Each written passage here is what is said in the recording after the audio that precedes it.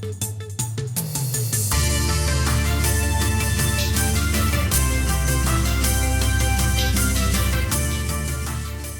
গাড়ীৰ ঘড়ীত এতিয়া নিশা 11:13 হৈছে। ৰাতিপুৱা 9 বজাত গোলাঘাট জিলালৈ গৈছিলোঁ। বোকাখাট সমষ্টিৰ বংকোৱাল গাঁৱত ব্ৰহ্মপুত্ৰৰ মথাউৰি এটা ভাঙি ৰাইজৰ বিস্তৰ ক্ষতিসাধন কৰিছিলে। বংকোৱাল গাঁৱত গৈ দুৰ্ভগীয়া ৰাইজক সাক্ষাৎ কৰিলোঁ আৰু মথাউৰিটো নিৰ্মাণ কৰি বানপানী যোৱাৰ পিছতেই মথাউৰিটো নিৰ্মাণ কৰি দিয়াৰ প্ৰতিশ্ৰুতিও দিলোঁ আৰু জিলা প্ৰশাসনক বান সাহায্য যাতে সুচাৰুৰূপে দিব পৰা যায় তাৰ বাবে দৃষ্টি ৰাখিবলৈও নিৰ্দেশ দিলোঁ। তাৰ পিছত কাজিৰঙালৈ আহিলোঁ। কাজিৰঙা অভয়াৰণ্যটো যথেষ্ট বানপানী, বন্য জীৱ জন্তুৰ যথেষ্ট কষ্ট হৈছে, অসুবিধা হৈছে। সৰু গড়ৰ পোৱালি এটাৰ মৃত্যু হৈছে। কাজিৰঙাতো NDRFৰ টীমে কাম কৰি আছে।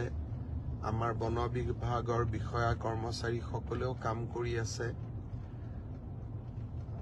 কাজিৰঙাতো বানপানীত সাহায্য অভিযানৰ সৈতে জড়িত আটাইকে সাক্ষাৎ কৰি তেওঁলোকক কাম কৰি যোৱাৰ বাবে প্ৰেৰণা যোগালোঁ। আজি ৰাতিপুৱা কলিয়াবৰৰ হাতীমূৰাত ব্ৰহ্মপুত্ৰৰ বান এটা নদীৰ বাঢ়নি পাৰ নিয়ে উটুৱাই লৈ যায়। কলিয়াবৰ সমষ্টিটো আজি ৰাতিপুৱাৰ পৰা ৰাইজে যথেষ্ট সমস্যাৰ মাজত কটাইছে। চৰকাৰেও খুব আগতে যে মথাউৰি এটা ভাঙিব তেনেকুৱা আশংকা কৰা নাযায় বাবে চৰকাৰেও ঠিক লগে লগে ৰিলিফ আদি দিব পৰা নাই। দুৰ্ভগীয়া ৰাইজক সাক্ষাৎ কৰিলোঁ। জিলা উপায়ুক্ত মহোদয়ক আজি ৰাতিৰ পৰাই যাতে সুন্দৰ কৰি ৰিলিফৰ ব্যৱস্থা কৰিব পৰা যায় তাৰ বাবে যাৱতীয় নিৰ্দেশ দিলোঁ। বান নিয়ন্ত্ৰণ বিভাগৰ বিষয়াসকলো আছিলে। মথাউৰিটো কিয় ভাঙিল, কেনেকৈ ভাঙিল তাৰো তদন্তৰ নিৰ্দেশ দিলোঁ আৰু